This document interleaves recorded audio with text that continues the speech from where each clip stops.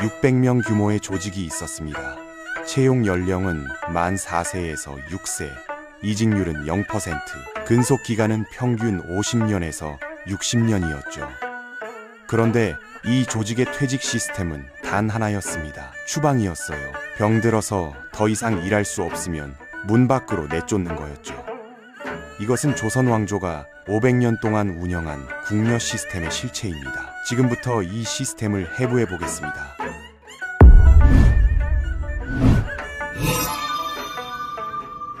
1926년 한 월급 명세서가 발견됐어요. 순종 황제가 세상을 떠나기 3개월 전의 기록이었죠. 가장 높은 금액은 196원, 가장 낮은 금액은 18원이었습니다. 현대로 치면 대기업 임원급과 인턴 사원의 급여 차이쯤 되겠네요. 근데 여기서 이상한 점이 하나 있어요. 이 돈을 받는 사람들은 전부 여자였고, 전부 미혼이었고, 전부 평생 결혼할 수 없는 사람들이었다는 겁니다. 월급은 있는데 쓸 곳이 없었던 거예요. 실제로 조선시대 토지 매매 문서를 보면 상궁 명의로 등록된 땅이 꽤 많이 나옵니다. 돈을 모아서 부동산에 투자한 거죠. 그런데 이 땅의 주인들은 자식이 없었어요. 그러면 이 재산은 누구한테 갔을까요? 대부분 자기 뒤를 이어 입궁하는 조카에게 물려줬습니다. 고모가 조카를 궁에 들여보내는 관습이 있었거든요. 한 집안에서 대를 이어 궁녀가 되는 거였죠. 이건 재산의 대물림이 아니라 불행의 대물림이었던 겁니다. 그럼 이 시스템은 대체 얼마나 큰 규모였을까요? 영조 때 기록을 보면 당시 궁녀 수가 600명을 넘었다고 나와 있어요. 다른 문헌인 성호사설에는 정확히 684명이라고 적혀 있고요. 현재 청와대 직원이 450명 정도니까 그것보다 1.5배 많은 인원이었던 겁니다. 이 많은 사람들을 관리하려면 조직 체계가 필요했겠죠. 실제로 정오품 상궁부터 종구품까지 총 18단계 품계로 나뉘어 있었어요. 부서도 세분화되어 있었습니다. 왕의 침전을 관리하는 지밀, 옷을 만드는 침방, 장식품에 술을 놓는 수방, 세수 담당 세수관이 있었고요. 과자와 음료를 만드는 생과방, 왕의 식사를 준비하는 소주방, 빨래를 담당하는 세탁방까지 있었죠. 각 부서마다 상궁과 나인, 생각시가 배치되어 있었습니다. 그런데 여기서 첫 번째 문제가 드러나요. 이 조직의 최상위 권력자가 누구였는지 아세요? 제조상궁이라는 직책이었어요. 이 사람의 권세가 어느 정도였냐면 재상들조차 함부로 대하지 못했다고 합니다. 오히려 어려운 일이 있으면 제조상궁에게 부탁하는 경우도 있었대요. 심지어 재상과 제조상궁이 의남매를 맺는 경우까지 있었다고 하니 궁밖 권력자들도 인정할 수밖에 없는 위치였던 거죠. 근데 이게 정상적인 조직 구조일까요? 제조상궁 아래에는 부제조상궁이 있었어요. 이 사람은 왕의 사유 재산을 보관하는 내전 곳간을 관장했기 때문에 아랫고라고 불렸습니다. 그리고 또 하나의 무서운 직책이 있었어요. 감찰상궁이죠. 이 사람은 궁녀들의 근무 태도나 행실을 감시하는 역할이었습니다. 누가 근무 중에 졸았는지, 누가 몰래 사적인 편지를 주고받았는지 일일이 체크해서 상벌을 결정했어요. 궁녀들에게는 가장 무서운 존재였던 거죠. 이렇게 완벽해 보이는 조직 구조 뒤에 숨겨진 진실이 있습니다. 이 시스템은 처음부터 지속 가능하지 않게 설계되어 있었어요. 왜냐고요? 인력 충원 방식부터 문제였거든요. 연산군 때 기록을 보면 이런 전교가 나옵니다. 각 관청의 노비와 사족딸 중에서 미모가 있어서 궁녀가 되기에 합당한 50명을 뽑아들이라. 내가 마땅히 따로 뽑을 것이다. 미모를 기준으로 사람을 뽑은 거예요.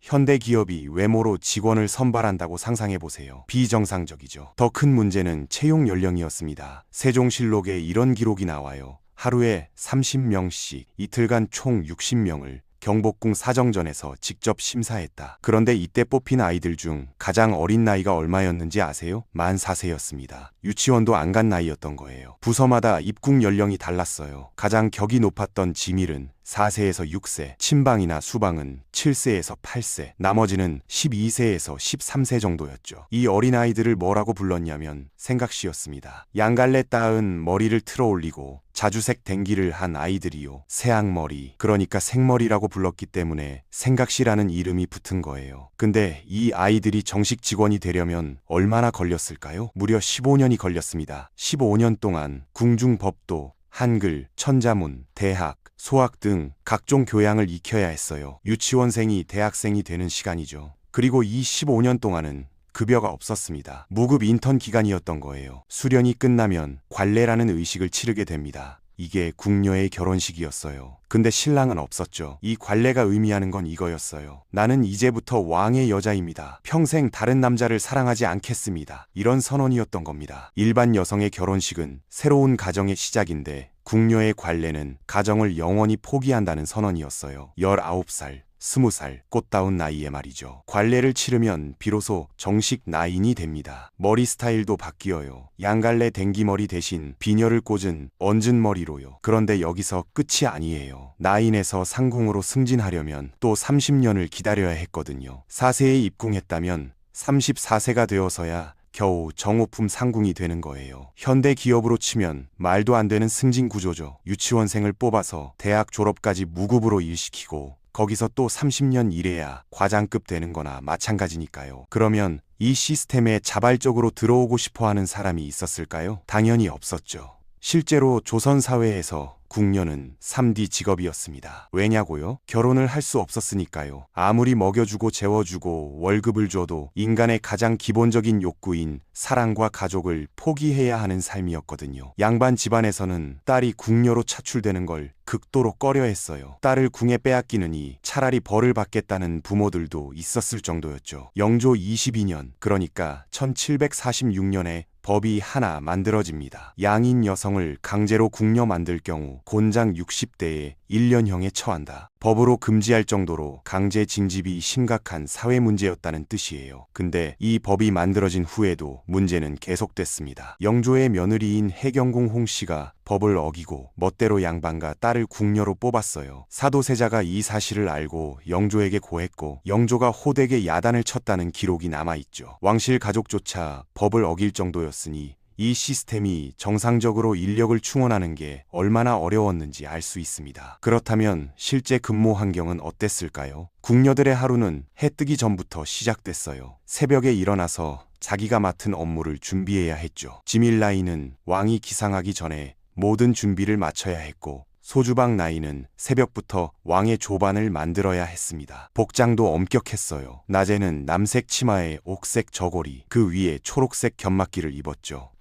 오후 4시 이후 야간 당직 때는 분홍 치마에 노란 저고리로 갈아입었고요. 야간에는 잠도 자야 하니까 편한 복장을 허용한 거였습니다. 근데 실제로는 편할 수가 없었어요. 왕이 밤중에 소변이 마려우면 어떻게 했을까요? 지밀라인이 요강을 들고 와서 시중을 들었습니다. 이게 가장 영예로운 임무 중 하나로 여겨졌대요. 왕의 몸에서 가장 가까이 있는 사람이라는 의미였으니까요. 하지만 다르게 말하면 24시간 대기 상태였다는 뜻이죠. 궁녀 사회의 위계 질서는 군대보다 심했습니다. 선배 상궁의 말은 곧 법이었고 선배가 시키면 무조건 해야 했어요. 밥 먹을 때도 선배보다 먼저 숟가락을 댈 수 없었고 선배 앞에서는 숨도 크게 쉬지 못했대요. 감찰 상궁은 이 모든 걸 감시하고 기록했습니다. 그런데 여기서 질문 하나 던져볼게요. 20대에서 40대의 젊은 여성 수백 명이 한 공간에 갇혀 살았어요. 연애도 결혼도 외출도 전부 금지됐죠. 그러면 이 여자들의 감정은 대체 어디로 갔을까요? 억눌린 감정은 결국 터지게 되어 있습니다. 태종 때 이런 일이 있었어요. 궁녀가 병을 치료하려고 잠시 궁 밖으로 나왔는데 조영무라는 공신이 이 여자가 궁녀인 줄 모르고 첩으로 삼아버린 겁니다. 나중에 이 사실이 알려졌는데 태종은 조용히 넘어가 주기로 했어요. 근데 조영무는 겁에 질려서 납작 엎드려 용서를 빌었다고 해요. 왜 그랬을까요? 원칙적으로 궁녀가 왕 이외의 남자와 관계를 가지면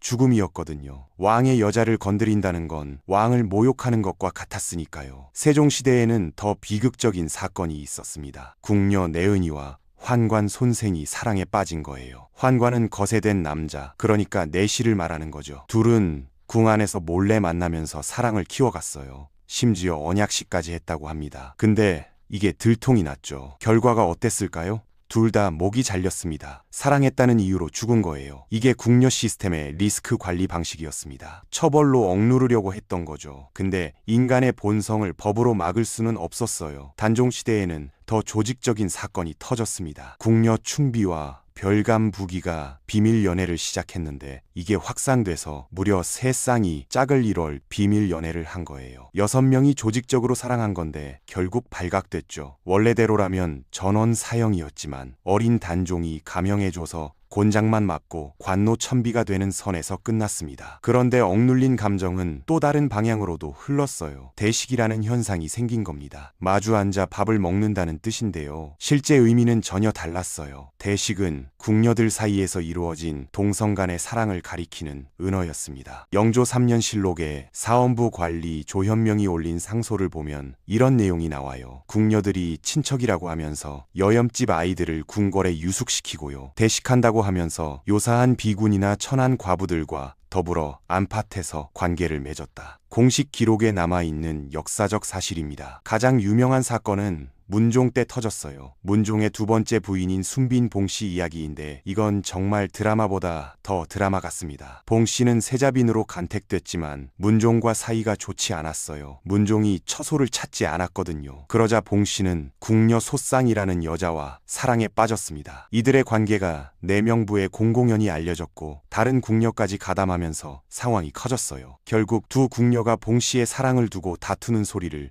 세종이 듣게 됐죠. 세종은 이전에 봉씨의 다른 문제들은 참아왔어요. 술 마시고 주정 부린 것, 거짓 임신 보고한 것, 이런 건 넘어갔습니다. 하지만 동성 간의 관계만큼은 용납할 수 없었어요. 결국 봉씨는 폐위됐죠. 여기서 가슴 아픈 대목이 나옵니다. 봉씨가 폐위 직전에 왕과 왕비 앞에서 이렇게 말했대요. 저도 사람이고 욕구와 욕망이 있습니다. 궁 안의 여자들은 승은을 입기만을 기다리며 살다가 지치는 존재입니다. 그 와중에 저희끼리 사랑의 눈을 떴으니 저희만의 탓은 아닙니다. 인간으로서의 기본적인 감정마저 허용되지 않았던 삶을 고백한 거예요. 폐위된 봉씨가 친가로 돌아가자 아버지가 딸에게 뭐라고 했는지 아세요? 다음 생에는 남자로 태어나라. 그리고 직접 딸의 목을 조른 뒤 자신도 자결했다고 전해집니다. 이 사건 이후에도 대식은 근절되지 않았어요. 세종은 대식이 발각된 궁녀에게 곤장 70대에서 100대를 때렸습니다. 연산군은 더 가혹했어요. 두 궁녀의 가슴에 위법 교붕, 즉 법을 어겨 벗을 사기였다는 글자를 낙인으로 새겼죠. 가슴에 글자를 새기는 겁니다. 궁녀들은 서로를 벗동무라고 부르며 엉덩이에 붕자를 문신하기도 했대요. 친구라는 뜻이지만 그 이상의 관계를 의미하는 거였죠. 아무리 엄하게 처벌해도 이런 일이 반복됐다는 건 시스템 자체에 근본적인 문제가 있었다는 증거예요. 그렇다면 정말로 출구는 없었을까요? 사실 딱 하나 있었습니다. 승은이라는 거예요. 은혜를 받는다는 뜻인데 구체적으로 말하면 왕의 잠자리 시중을 드는 겁니다. 왕의 눈에 들어 하룻밤을 함께 보내면 신분이 확 뛰어올라요. 일반 궁녀에서 승은 상궁, 즉 특별 상궁이 되는 거죠. 여기서 만약 아들을 낳으면 후궁으로 격상됩니다. 정 1품 빈부터 종 4품 수건까지의 품계를 받고 독립 거처를 영위하며 수많은 궁녀를 부릴 수 있게 돼요. 희빈 장씨가 바로 이 케이스죠. 궁녀 출신으로 숙종의 눈에 들어 후궁이 됐고 아들 경종을 낳은 뒤 왕비까지 올랐습니다. 조선 역사 통틀어 궁녀 출신으로 왕비까지 오른 유일한 사례예요. 물론 결말은 비극적이었지만요. 근데 현실적으로 이 확률이 얼마나 됐을까요? 수백 명의 궁녀 중에서 왕의 눈에 들 확률을 계산해보면요. 로또 당첨보다 어려웠을 겁니다. 대부분의 궁녀들은 승은의 기회조차 얻지 못한 채 늙어갔죠. 승은을 입었다 해도 아이를 낳지 못하면 승은 상궁에 머물렀고요. 평생 꿈만 꾸면서 세월을 보내야 했던 겁니다. 그러다가 결국 어떻게 됐을까요? 병이 들면 끝이었어요. 병이 나서 번을 서지 못하게 되면 궁녀로서의 존재 이유가 사라지는 거였습니다. 그러면 경복궁 북문인 신무문 밖에 있는 질병가라는 곳으로 옮겨졌어요. 거기서 회복하면 다시 입궁할 수 있었지만 회복하지 못하면 그대로 출궁이었습니다. 조선의 궁궐에는 이런 원칙이 있었거든요. 왕의 직계 가족 및 그 배우자 외에는 궁중에서 죽을 수 없다. 그래서 궁녀가 늙고 병들어 더 이상 일을 할 수 없게 되면 궁 밖으로 내보냈어요. 정확히 말하면 내쫓았습니다. 4세 때 들어와서 50년에서 60년을 살았는데 병이 들었다는 이유로 궁 밖으로 쫓겨나는 거예요. 출궁된 궁녀들은 어디로 갔을까요? 가족이 있으면 친가로 갈 수 있었어요. 근데 4세 때 헤어진 가족이 50년 후에도 살아있을 리가 거의 없죠. 설사 살아있다 해도 반세기 넘게 떨어져 살았으니 남이나 마찬가지였습니다. 가족이 없는 궁녀들은 끼리끼리 모여 살았어요. 서울 은평구 녹번동 수국사 인근에 궁말길이라는 골목이 있습니다. 이 이름이 어디서 왔는지 아세요? 출궁한 궁녀들이 모여 살았다고 해서 붙은 이름이에요. 은평구 진관동 말산에는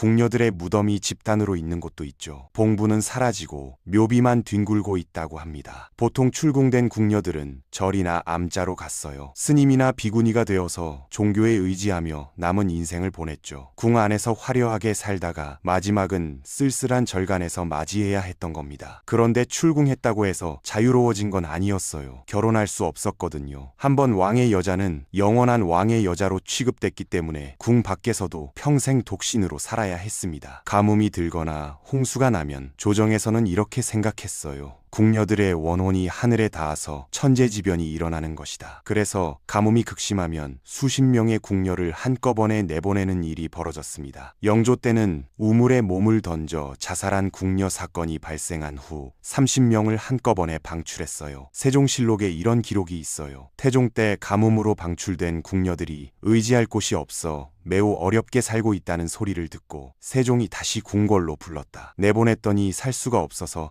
다시 데려온 겁니다. 궁녀에게 궁궐 밖 세상은 그만큼 낯설고 두려운 곳이었던 거죠. 2001년 5월 4일 성옥겸이라는 분이 81세를 일기로 세상을 떠났습니다. 조선 마지막 궁녀였어요. 1920년에 태어나 15살 때 창덕궁 친박 라인으로 입궁해서 30여 년간 조선조 마지막 왕비를 모셨죠. 그분이 죽기 전에 남긴 유언이 뭔지 아세요? 저 세상에서도 순명황후를 모실 수 있도록 그분 위패가 있는 봉은사에서 49제를 지내주세요. 죽어서까지 주인을 따르겠다는 거였어요. 평생을 왕실에 바친 여자의 마지막 소원이 죽은 뒤에도 주인 곁에 있게 해달라는 것이었습니다. 이 유언이 의미하는 게 뭘까요? 다른 삶을 상상할 수 없었던 거예요. 80년을 그렇게 살았으니까요. 이 시스템의 진짜 비용을 계산해 봅시다. 연간 인건비만 수만 원 규모였고 의식주 제공, 15년 교육훈련 비용, 부서별 운영비까지 합치면 왕실 예산의 상당 부분이었어요. 근데 진짜 비용은 숫자로 나타나지 않는 부분이었습니다. 600명 여성이 평생 출산하지 않았으니까 1인당 평균 자녀 4명으로 계산하면 2400명의 인구가 사라진 거예요. 일반 여성이라면 농업이나 수공업, 상업에 참여할 수 있었는데 궁궐에 격리됨으로써 생산성이 제로였죠. 양반가는 딸이 궁녀로 차출될까봐 일찍 결혼시켰어요. 이는 사회 전체의 혼인 연령을 낮추고 교육 기회를 줄였습니다. 1746년 강제 차출 금지법이 만들어졌지만 왕실 스스로 법을 무시했죠. 우울증, 자살, 일탈 행동이 발생했고 조직 내 갈등 관리 비용도 계속 증가했어요. 그렇다면 궁녀들이 받은 보상은 뭐였을까요? 월급은 있었지만 쓸 곳이 제한됐고 땅을 사도 상속자가 없었고 출궁 후에도 결혼이 금지됐습니다. 축적된 재산이 사회로 환원되는 경로가 막혀 있었던 거죠. 이 시스템의 유일한 성공 지표는 500년 지속이었어요. 근데 그게 시스템이 우수해서였을까요? 아니었습니다. 권력에 의한 강제였을 뿐이에요. 선택권이 없었으니까요. 4세 아이에게 선택권이 있을 리 없고 입궁한 후에는 나갈 방법이 없었고 출궁해도 결혼이 금지됐으니까요. 조선 후기 어느 궁녀가 쓴 시조가 있습니다. 앞에 들어있는 물고기들아 누가 너를 몰아다가 넣었기에 들었느냐. 북쪽 바다나 맑은 연못 어디 두고 이 연못에 와 들어있느냐. 한번 들어가 못 나오는 심정은 너와 내가 다르랴. 인간을 소모품으로 설계한 시스템은 지속 가능하지 않습니다. 2001년 마지막 구성원이 사망하면서 이 시스템은 완전히 종료됐어요. 후속 모델은 없습니다. 500년 동안 왕실을 떠받친 여자들의 마지막 흔적은 방치된 묘비 몇 개뿐이에요. 채용 연령 4세, 승진까지 30년, 퇴직 방법은 추방. 이것이 조선 왕조가 500년간 운영한 궁녀 시스템의 실체였습니다.